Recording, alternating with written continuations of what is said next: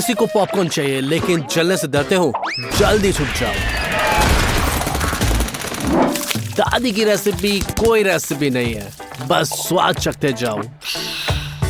Chef के लिए ये सिर्फ स्वाद का मामला नहीं बल्कि शो का भी है, और इसमें उसने बाजी मार ली है।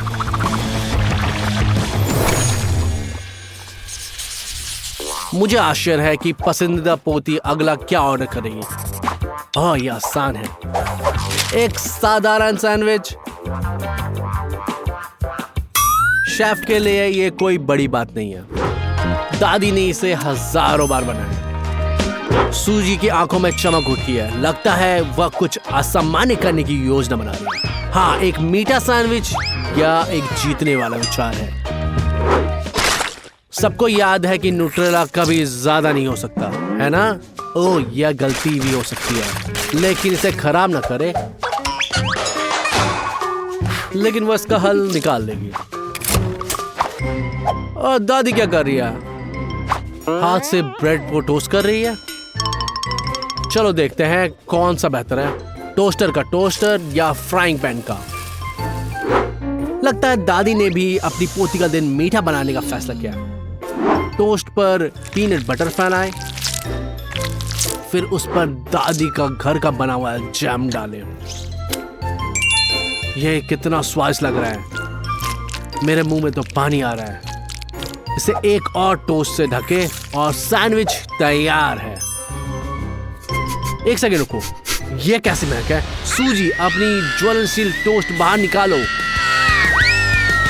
या कम से कम इसे अनप्लग करो, क्योंकि यह टोस्ट अब बचने लायक नहीं है। चलो शांत हो जाते हैं और एक उच्च श्रेणी के शेफ को काम करते देखते हैं।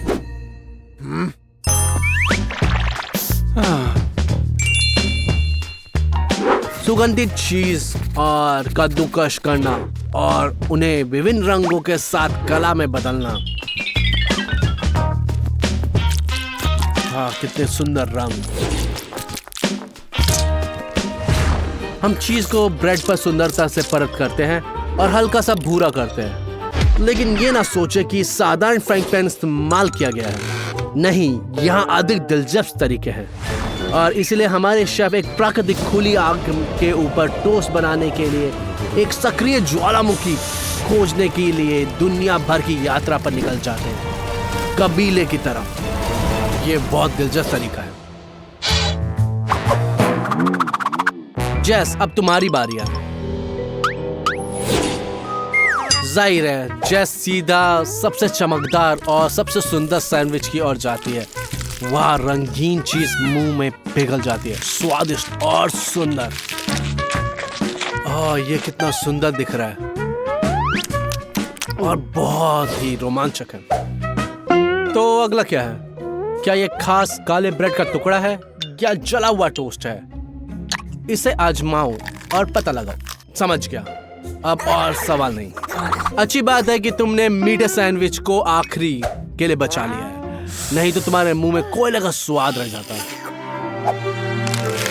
हाँ, दादी का सैंडविच की तुलना किसी से नहीं हो सकती। ये पहला स्थान लेता है। कौन हो सकता है जो अपनी पोती को खुश करने के लिए दादी से बेहतर जानता है? अगला क्या है?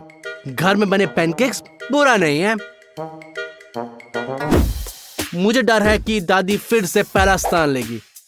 दादी के पैनकेक्स लगभग एक ब्रांड बन गए हैं। सबसे पहले हमें बैटर बनाना होगा। आटा, दूध, अंडे। अच्छा काम किया सूजी, उसने रेसिपी को देखा और सही तरीके से फॉलो करने की कोशिश कर रही है। ठीक है, बिल्कुल सही है, बल्कि लगभग। दादी ने सब कुछ अच्छी तरह से फेंट लिया है और बैटर तैयार है। और सूजी का क्या? आधुनिक बच्चे जानते हैं कि जीवन को आसान कैसे बनाया जाता है। इस गति से बैटर 1 मिनट में फेंट लिया गया है, लेकिन अब मिक्सर को बैटर से कैसे निकाला जाए? लगता है सूजी ने आगे का कोई परवाह नहीं की। ऐसा लगता है कि इस राउंड में जेस को सिर्फ 2 हिस्से मिलेंगे। लेकिन अगर उनमें से एक दादी से है तो दिन पहले से सफल हो चुका है। बैटर तैयार है, अब बस स्वादिष्ट और सुगंधित पैनकेक पकाना बाकी है। 5 मिनट और घर पे बने पैनकेक्स की एक पूरी ढेर मेज पर है। ऊपर सिर्फ मक्खन का एक टुकड़ा। और हमारे शेफ का क्या? और एक और पाककृति बना रहा है। चलो देखते हैं वह क्या लेकर आता है। लगता है वो फ्राइंग पैन में एक चित्र बना रहा है। क्या मजेदार चेहरा है, लेकिन मैं अभी तक नहीं समझ पाया कि ये किसका है। चलो तब तक इंतजार करते हैं जब तक कलाकार उसे पूरी तरह से पूरा न कर ले। वाह, ये किसी मिसी की एक सटीक प्रतिक्रिया है, स्वादिष्ट और महत्वपूर्ण। अरे सूजी, लगता है तुम वापस रेसिपी में हो, लेकिन बैटर मिलाने का समय नहीं है, इसलिए तुम्हें जो भी हाथ लगे उसे इस्तेमाल करना होगा, जैसे कि ब्रेड एंड क्रीम। शायद ये काम करेगा अगर इसे व्हिप क्रीम से ढक दिया जाए, लेकिन आखिरी फैसला जैस का होगा। वाह, एक किसी मिसी पैनकेक, क्या सरप्राइज है। उम्मीद करते हैं कि इसका स्वाद उतना ही अच्छा होगा जितना ये दिखता है। ये क्या है? कितना अनोखा पैनकेक। मुझे ये किसी की याद दिलाता है। सिर्फ सफेद ब्रेड, चुनाव अच्छा नहीं। अब ये असली पैनकेक है। ये तुरंत समझ में आ जाता है कि इसकी महक तो शानदार है। जिस तरह से जैस उन्हें खा रही है, उससे लगता है कि हमारे पास एक विजेता है। धन्यवाद दादी, आप फिर से चैंपियन हैं।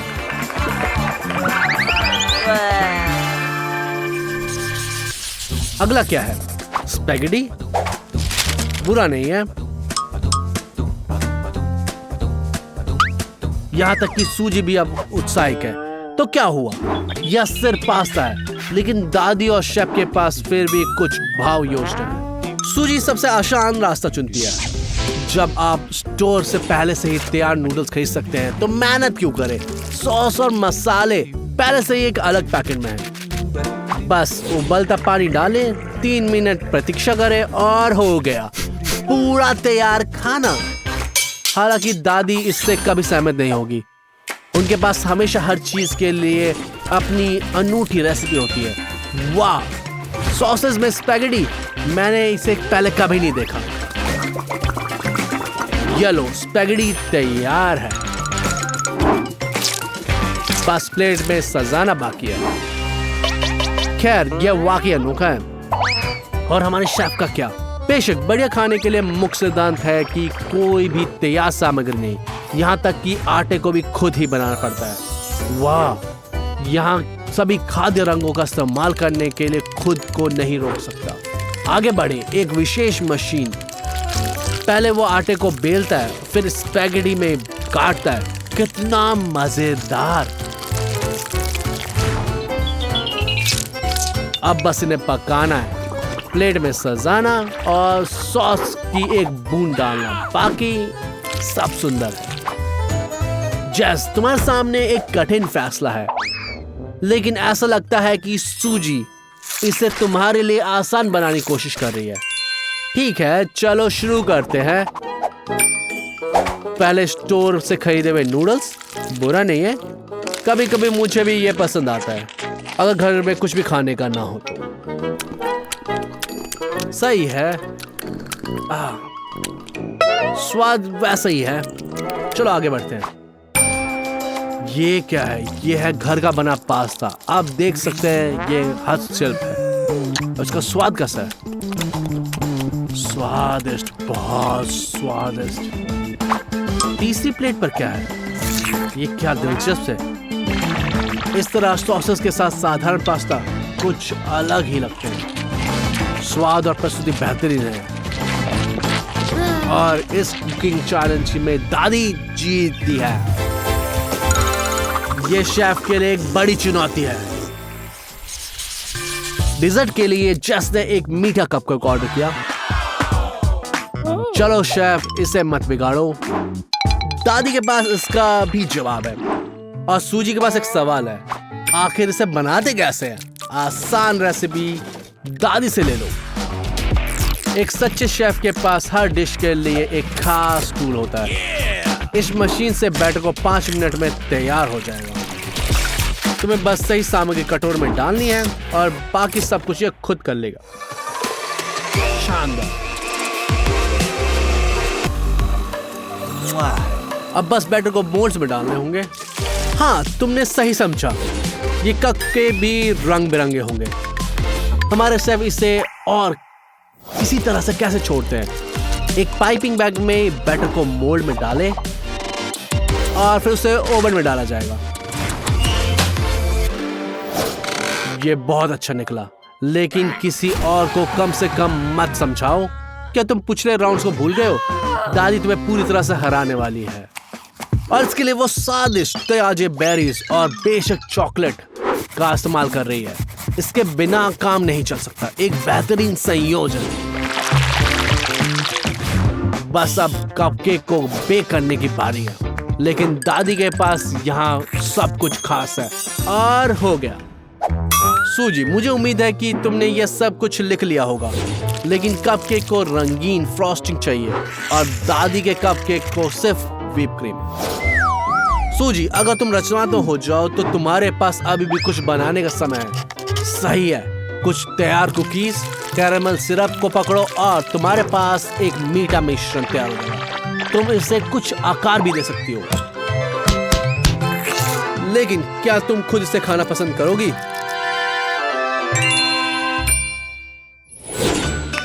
चलो जैस, सबसे पहले तुम रंग बिरंगे कपकेक आजमाना चाहती हो। वाह, वो सुंदर और अंदर से रंगीन है और स्वादिष्ट भी।